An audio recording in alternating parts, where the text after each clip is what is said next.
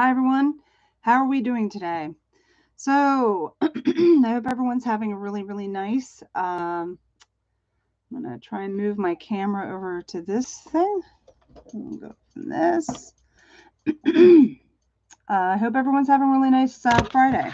And sorry about that. It's kind of this is what you go when you go live. Anyway, I just finished watching Graham Hancock's show. There we go. Can you hear me now? I hope this comes through. So I just finished watching Graham Hancock's Netflix series, Ancient Apocalypse, and I highly recommend people watch it. I think that it's very informative. I think that it has a lot of really good information that people will find enlightening. And I wanted to comment, though, on the level of ridicule that Graham Hancock gets in the public media and on various groups. Now, I've been following Graham Hancock for some years. I've read several of his books, and I find him to be a very thoughtful, inquisitive individual. I think that he's very thoughtful. No, he is not an archaeologist or a historian or geologist. He is, however, a investigative journalist. So there is skills that he employs using being an investigative journalist that he employs. So he uncovers evidence and he presents it.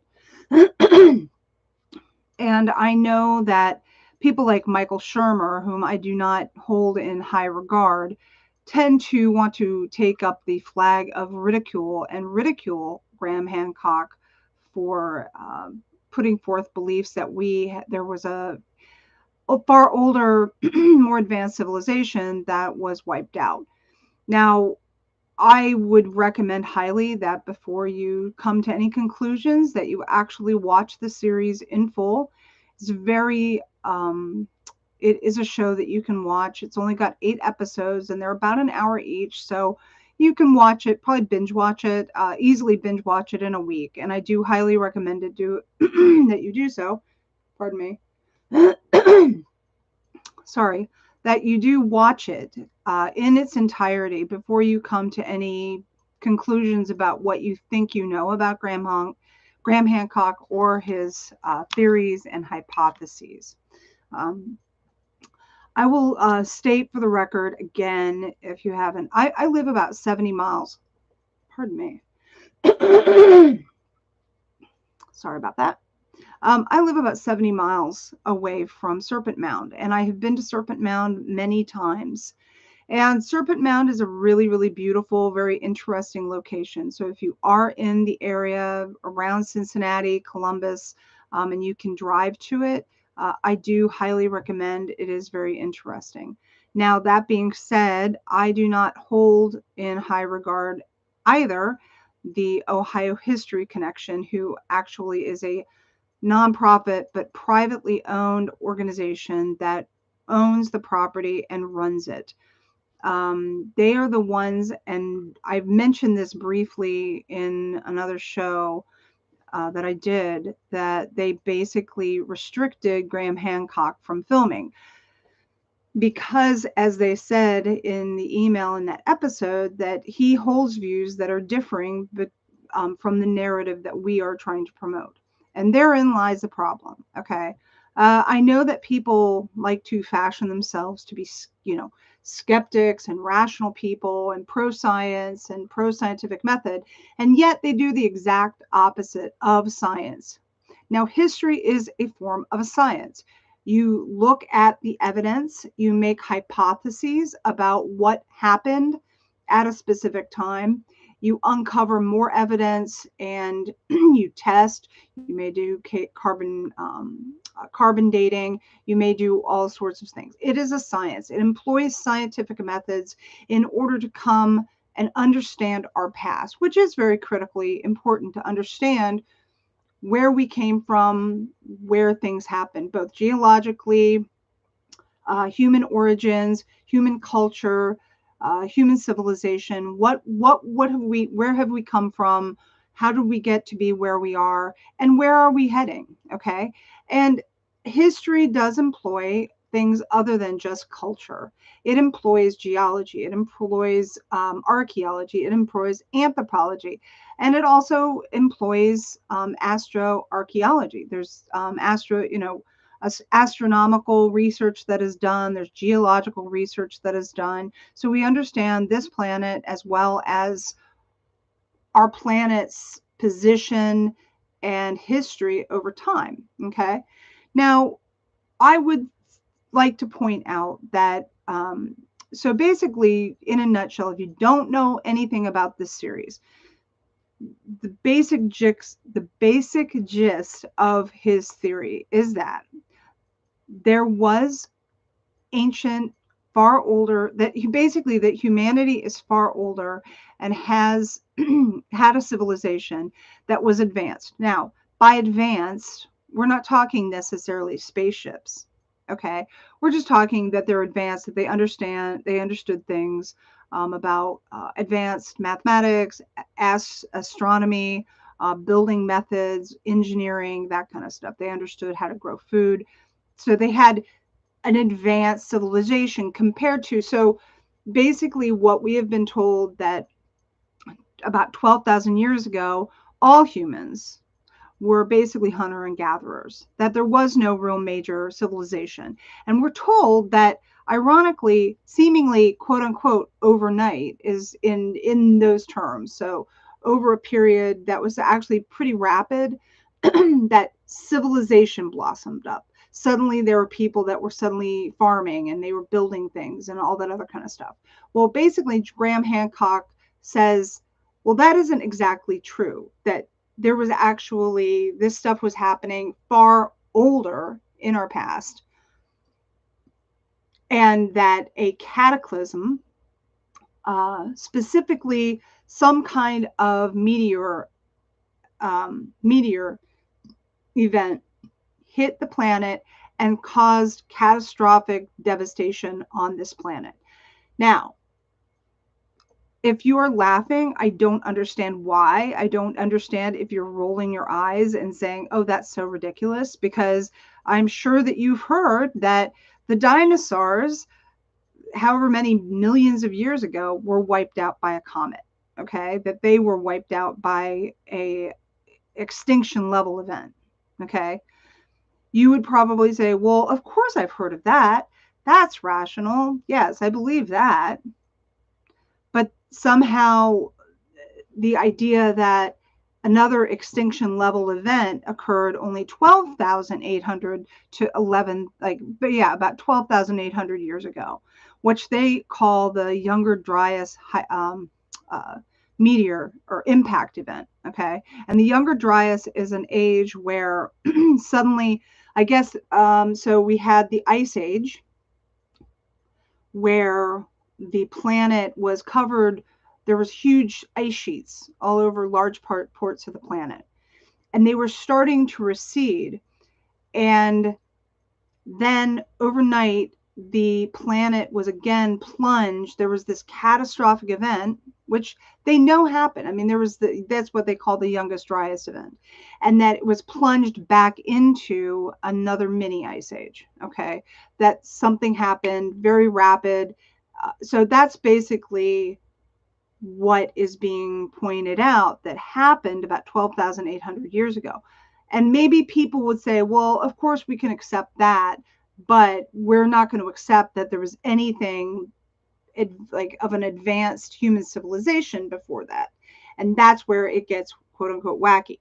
I don't, again, if you look again, I highly suggest watching the series, keeping an open mind, looking at the evidence, looking at the mythologies, looking at all of the evidence all over the world as to what happened. And the reason why this is important is because, and so basically that's the gist of this whole series.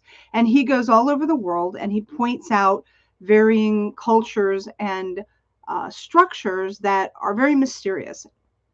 Case in point, Göbekli Tepe. Now, Göbekli Tepe was not known when I was growing up. I am now 54 years old, and I was given a very standard history lesson about the Egyptians, about Sumeria, about Mesopotamia, that kind of stuff. And they're very mainstream. You know, we learned about the pyramids and mummies and about the cradle of civilization, quote unquote. We learned about the game of we learned about cuneiform and all that other kind of stuff. Okay, that's what we learned in grade school. And then when you get into high school, is you get into more of like the American history and your state history and that kind of stuff. But anyway, you get into more modern history. So, so Göbekli Tepe is a place in Turkey that was uncovered only in 1994, I believe. And I would recommend look it up, find out more about it. He goes there and he talks about it, but it's very interesting. And this basically, they found out that this is in fact far older than other things. Because again, they thought there's just there's just a hunter gatherer culture that is in that area around the world, that humans didn't have civilization. Well, this basically upturns that whole theory, and then like archaeologists are like, oh, well, they were hunter and gatherers and they put this together. And if you look and you understand Göbekli Tepe, and you're like, well, that makes no sense. You know, because like, well, why did they have all this symbolism? Like they deliberately buried it. Okay. So it's a very interesting show. But so what happened though is that Graham Hancock, who'd visited Serpent Mound on a few other occasions, tried to film there for this show, and he was basically blocked from even stepping foot on the property. And he was emailed that saying, well, your views are wacky and crazy, and they don't match our narrative about what happened with, you know, why Serpent Mound is what Serpent Mound is, and therefore we don't want you filming. And it set up, I am on a group called the Friends of Serpent Mound, and there's been a battle over Serpent Mound and the narrative about what Serpent Mound is for many years. And like I said, I've been there. I've been there for several solstice events, and I've camped at the property next door. And it's a very interesting property, but there's this battle, and it's a very social battle, political battle over the control of the narrative of what this site is. And it's very unfortunate because certain people attribute Serpent Mound to be far younger than it really is. The oldest I think they say could be maybe, I think it's like 800 BC.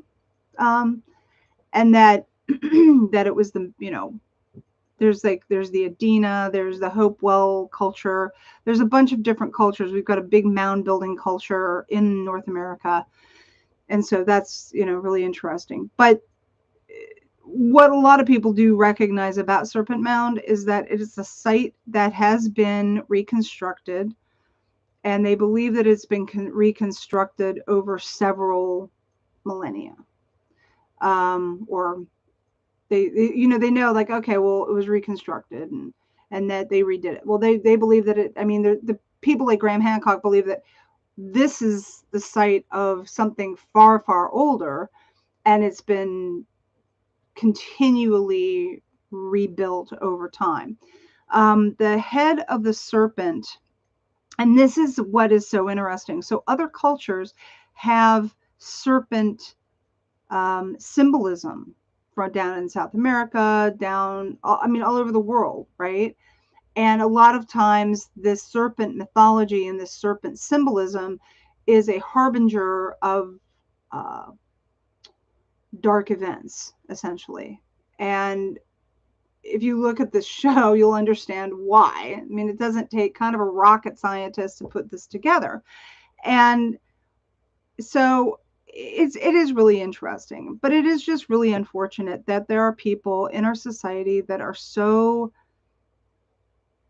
that they claim to be so about rational thought and science and critical thinking, and yet they silence voices. And I've seen this over the past several years. And it is very unfortunate that people won't even look at it. They just ridicule and they don't keep an open mind. They don't understand things and they just repeat what they parrot what they've heard elsewhere, and they think it makes them look smart, and it doesn't. It makes you look dumb. I'm sorry to put it very bluntly. And so I've thought about this a lot, and it's something that I felt like I had to put my voice to the chorus, because I think we need to be putting pressure on institutions and on the media and on certain individuals to say, you cannot silence us. This is not a racial issue. This is not a quote unquote, because I mean, the way he's being portrayed is that he is wacky and that he's an Atlantean, which whenever you hear something say, oh, they're an Atlantean, it kind of implies this kind of new agey kind of stuff, because Atlantis has been so misunderstood. For me, Atlantis, which I do believe that Atlantis existed, but I know that a lot of people ridicule it and they think, oh, that's just some new agey, mythology, da da da da da. But I think that why would people be talking about this stuff, you know? And I think that there is evidence in our mythologies about it. And I will be the first to say I am not supportive of creationism in any way, shape, or form. And I live near also the AIG Creation Museum. And my parental units have a relationship, and I don't mean that in a positive way, and they just have a connection with the Creation Museum in Union, Kentucky. And I could go into that later. But my parental units, I call them my parental units because it was my mother and my stepfather who actually uh, they basically helped found one of the prominent secular humanist camps for kids called Camp Quest, and you can look that up. Those are my parental units. So, but they have a history going back against battling against this guy named Ken Ham and Answers in Genesis. And Ken Ham is a nut job. I will be the first person to say that. And I've been at the Creation Museum, and he does tend to point out a lot of this stuff about a cataclysmic flooding. And he uses that evidence to support this biblical idea of a flood. And it is, I know, really, really hard for people because I don't like Ken Ham either. I don't like biblical creationism. I don't believe in his theories, etc. But he is utilizing evidence that happens to be there. And this is what people need to stop doing. Whether you like Trump or don't like Trump, okay, you've got to stop and say, oh, this is a crazy person proposing crazy ideas, saying crazy things. Therefore, I must take the opposite position. That is not that's not rational thinking. That is a logical fallacy. That you're engaging in bad fallacies. And it's unfortunate that I see this time and time again. And it is hard to, a lot of times, I mean, we can sit there and ridicule the idea of Noah's Ark because biblical creationists take it to an absurd extreme and take it very literally. And it is ridiculous when you should never take anything literally. You really shouldn't. And so it is really ridiculous. But the Bible, which is constructed of various older texts and mythologies, they hobbled this book together.